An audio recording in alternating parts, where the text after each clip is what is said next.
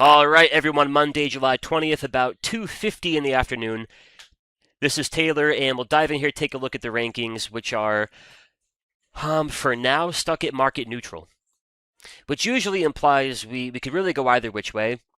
Bulls don't have too much edge, the bears don't have too much edge. Also implies most times better off day trading. Very tough to aggressively swing trade a neutral market. My take on things here is, and mainly from the QQQ, if the Bulls can't get their act together, I do think in the short term things maybe get a little bit weaker. And if you look at the index rankings here, the QQQ's the odd man out here, the only one with a negative ranking. And then checking out that column right here that says score next to a little arrow, there's our day-to-day change in the overall ranking. The RSP is losing a little value, the S&P is losing some value, Dow Jones, IWM. And then down here for the sectors. To the market's credit, they did a good job, and they've done a good job of the whole rotation thing. They sell off the SMH, they sell off names like a Micron, a AMD, a SanDisk, and they've been buying what? They've been buying some real estate, very sexy. Energy popping up here, financials had a good move, healthcare had a good move. They can play that game for a little bit if you can't get the big tech back on board. In my experience, it all gets to a point where eventually the Qs make for an overall weak market. And the game of rotation comes to an end. If we look down here to the Big Ten, we should call them the Little Ten. Apple had a huge week last week, taking a breather, and then Amazon gets a little better. Meta making some progress. Microsoft. These don't look like they did back in April and May. I happen to think a much better market and a much easier market.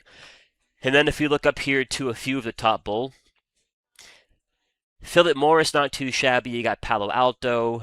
Visa's having a good day. And then we're zooming in here for some reason. Chevron having a decent day. Apple taking a breather. It's not that we have a lack of relative strength. And I happen to think in pretty much any market, you can find that pocket of strength. The bigger problem here being the QQQ. There's a little sunshine over in Palo Alto world, Philip Morris over here for Visa. That sketchy dark cloud off in the distance, that'd be the QQQ. And if we open up the QQQ chart here, it's a little bit of a tale of two stories where, from a weekly time frame down to a 1 minute, most of them would call for a short. We'll pull up the weekly chart here. That one actually remains, as far as my indicator goes, pretty bullish. So for the QQQ, taking a little damage here on the daily time frame. And now here's a kicker. We're doing that in the context of a daily squeeze. MACD line got a bear shift back in early June. And now we find ourselves under the ATR trailing stop. We're under the 21 EMA, under the 50. We're getting a little bit of the death cross action, 21 under the 50. And again, we're doing that while we're building up energy for what should be at some point a big move. Momentum and structure-wise, under, call it 720. I do think the odds favor eventually that big release of energy comes in the form of a big dumper. Looking at the big three indicator, we have an active sell trigger on the 2 hour, 1 hour, 5 minute, and a 2 minute time frame. So again, you take the ranking, you take the action as of late in big tech names, all the chips. You take the fact we got a big sketchy daily squeeze under key levels. A lot of that would call for a short.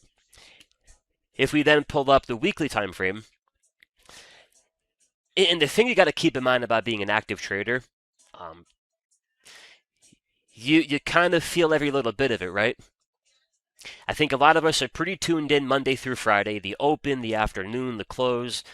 We see the breakout, we see the price action. We can really feel all of it. The beauty of the weekly time frame being it tunes out a little bit of the Monday through Friday noise. And the picture here for the weekly QQQ, it's if you liked it up here at 750, you should like it down here at 680. No change in structure, that's bullish. The trend is intact. Little decline here for the MACD. They do keep it above zero. And on the indicator, that would give you 14 points out of 15. Can I jump in and buy that now?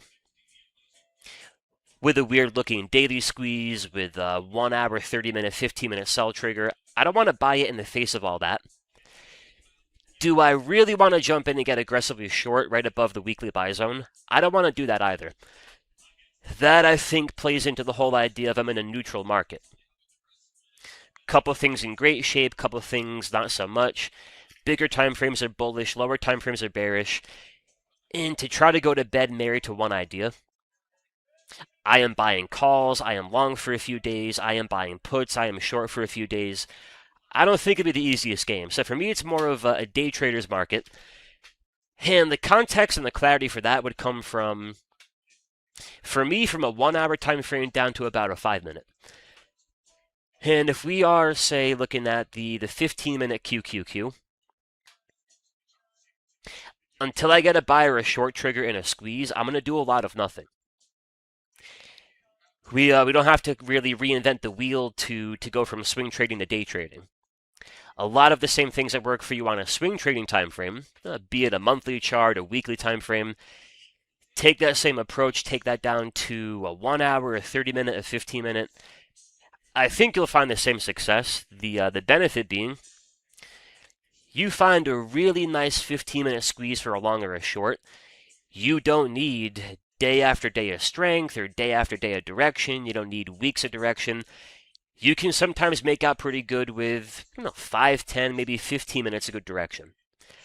And that, I think, in the context of a neutral market, could be a bit easier than swing trading. And then, yeah, as far as the Qs go, guys, it's all about, I think, that 680 level. And that leaves me in a little bit of a weird spot here. My weekly time frame says buy it, and then pretty much underneath that, every other time frame says you maybe don't want to buy it.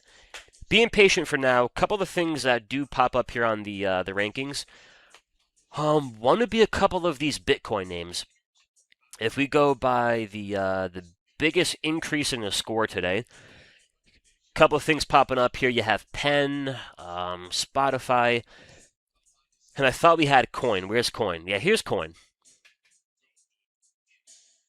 Admittedly, the actual ranking not bullish, but to gain 53 points in a day is not too shabby. Here's Datadog and then Shopify. Go look at a few of those. Now for Bitcoin and the coin idea. Bitcoin does find pretty good support here down at the weekly 200.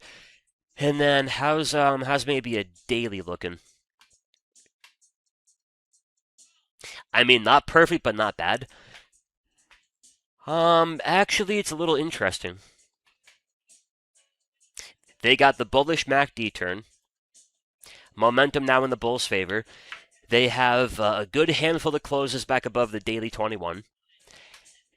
And then from the ground up, they have a 30-minute, 1 hour, 2 hour, and a 4 hour buy trigger.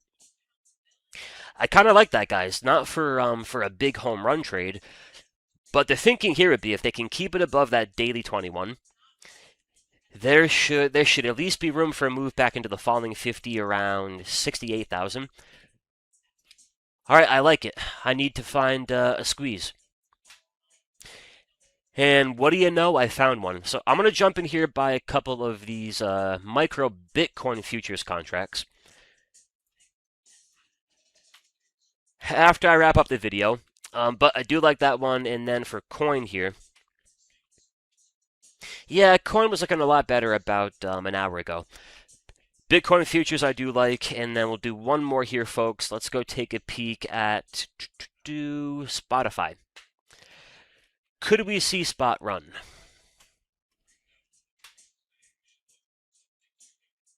We just might. Good handful of squeezes setting up here. Let's go to the daily. Yeah, I don't love it. And then for the 2 hour time frame, it's overall pretty bullish. If I'm going to jump in and buy an individual stock right now, it needs to be like picture perfect from the weekly down to a 5-minute, a 2-minute, a 1-minute. And even if I can find that, I would much prefer a better QQQ behind any idea. So yeah, guys, keep the main thing, and I think the main thing is, can they keep the QQQ above that 680? If they don't, I think we have a date with a 200 SMA here on a daily time frame. First, you lose the 50 SMA, then you lose your 21 EMA. If you can't get them back, most times they're down to a 200. But alright, y'all, thank you for watching. Keep an eye on the Bitcoin idea, and I'll talk to you in the next one. Adios. What's up, traders? This is Taylor from Simpler Trading. I wanted to thank you for watching our video, and if you liked the video, go on ahead and comment down below, hit that like button, and make sure you're subscribed and hit that bell icon to get a notification anytime we upload our next video. And of course, if you want to watch us trade live in real time with our own money, check us out at simplertrading.com. Until then, trade safe, and I'll catch you in the next video.